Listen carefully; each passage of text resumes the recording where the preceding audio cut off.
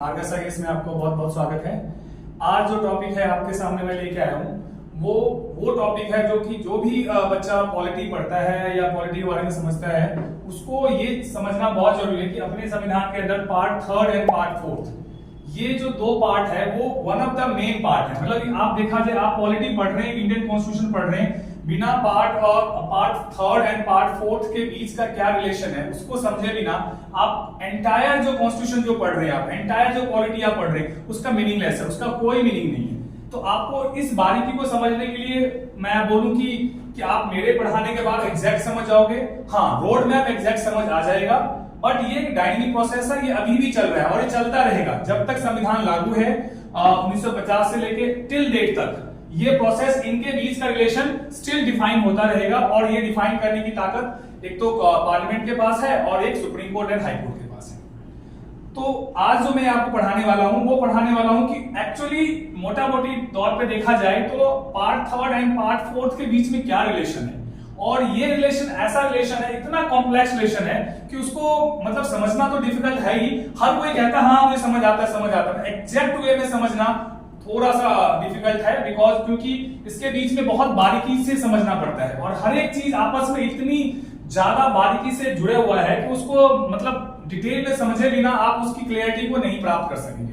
तो कुछ मैं ओवरव्यू आपको देता हूं कि part third and part fourth का क्या रिलेशन है और ये इतना इंपॉर्टेंट क्यों है।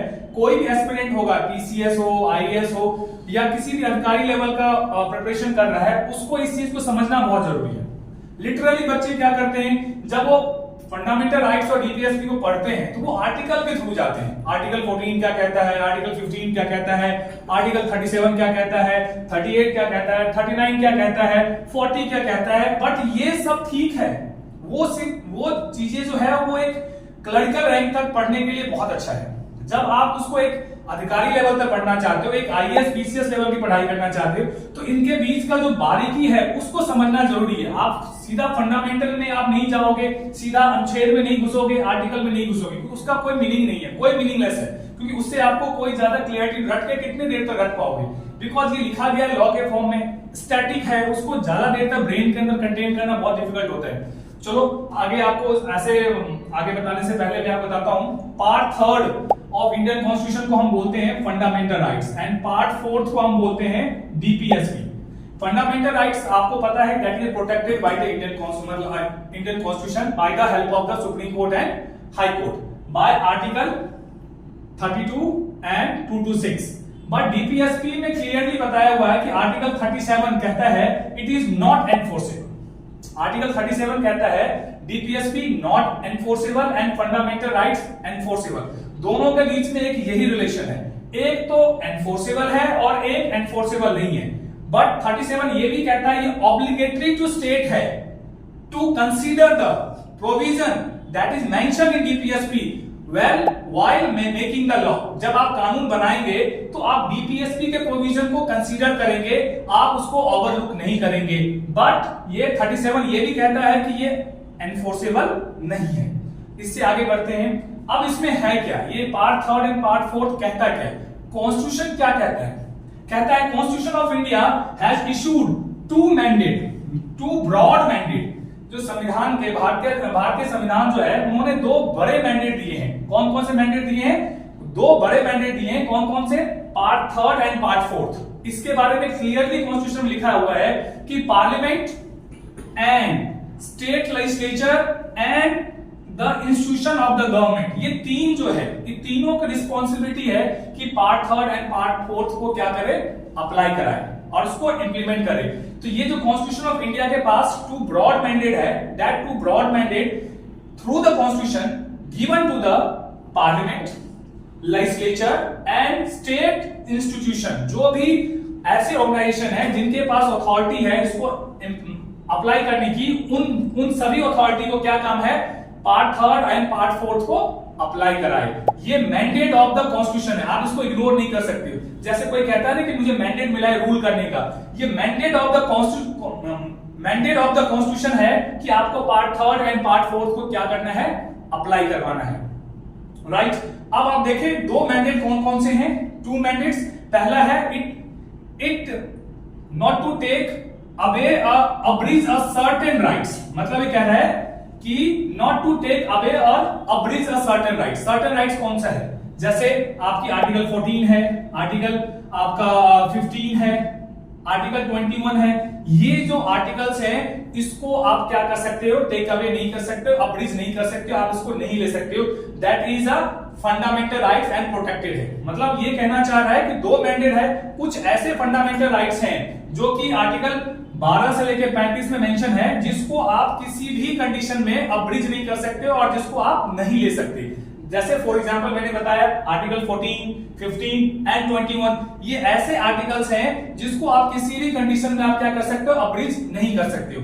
कुछ आर्टिकल्स ऐसे हैं जो कि आप इमरजेंसी केस में भी उसको सस्पेंड नहीं कर सकते। जैसे आर्टिकल अपने पास 20 है, 21 है। ये दो आर्टिकल ऐसे हैं जो आप इमरजेंसी इंपोज होने के बावजूद भी इसको आप सस्पेंड नहीं कर सकते। सेकेंड आता है आपका to apply the certain principle describe as a DPSP. कुछ ऐसे मैंडेट है डीपीएसपी के अंदर जिसको आपको अप्लाई करना पड़ेगा। जैसे आर्टिकल 46 क्या बताता है? वीकर सेक्शन के लिए, SC, ST and OBC and economical weaker section के लिए आपको प्रोविजंस बनाने हैं। और ये आर्टिकल 46 ही जड़ है रिजर्वेशन का, जो कि मेंशन है आर्टिकल 15 और आर्टिकल 16 के अंदर। तो ये दो प्रोविजंस जब भी आप लॉ फ्रेम करेंगे, कुछ ऐसे कानून नहीं बनाएंगे जो फंडामेंटल राइट्स में जो सर्टेन प्रिंसिपल उसको लिया जा सकता है, और कुछ ऐसे कानून बनाएंगे जिसके तहत आप डीपीएसपी को अप्लाई कर सकते हैं। तो दोनों बीच में क्या बताया? कुछ ऐसे रीजन है, एक कुछ ऐसे रिलेशन है जिसपे आप क्या करना है? फंडामेंटल राइट्स को अप्लाई करवाना है, आप ले नहीं सकते। और कुछ ऐसे प्रोविजन है जिसके तहत आपको डीपीएसपी में जो लिखा गया उसको आपको गवर्नमेंट के थ्रू आपको देना पड़ेगा, बिकॉज क्योंकि डीपीएसपी आपका एनफोर्सेबल नहीं है, जबकि फंडामेंटल राइट्स क्या है? एनफोर्सेबल है।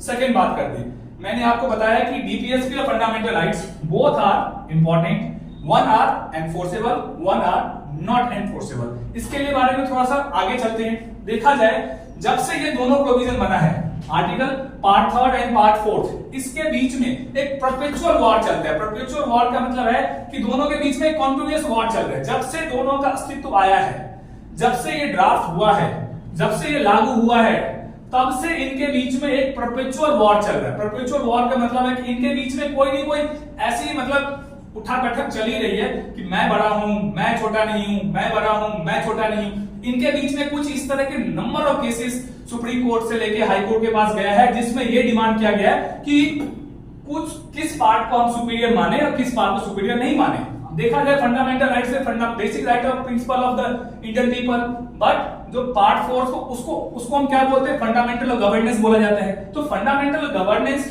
ये एक सरकार का राइट है, पार्ट 4, और ये क्या है? पार्ट 3 क्या है? ये इंडिविजुअल पीपल का राइट है। तो देखा जाए तो ये दोनों के बीच में एक तरीके से गवर्नमेंट और पीपल, सिटीजन ऑफ इंडिया, दोनों के बीच का एक बहुत ही ज्यादा कॉम्प्लेक्स रिलेशन है जिसको डिफाइन करना बहुत जरूरी है।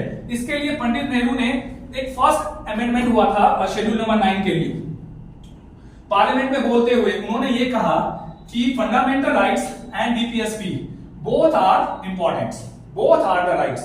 नेहरू जी ने कहा बोथ आर द राइट्स, और नेहरू जी ने उस पार्लियामेंट में भाषण में बोलते हुए क्या कहा उन्होंने?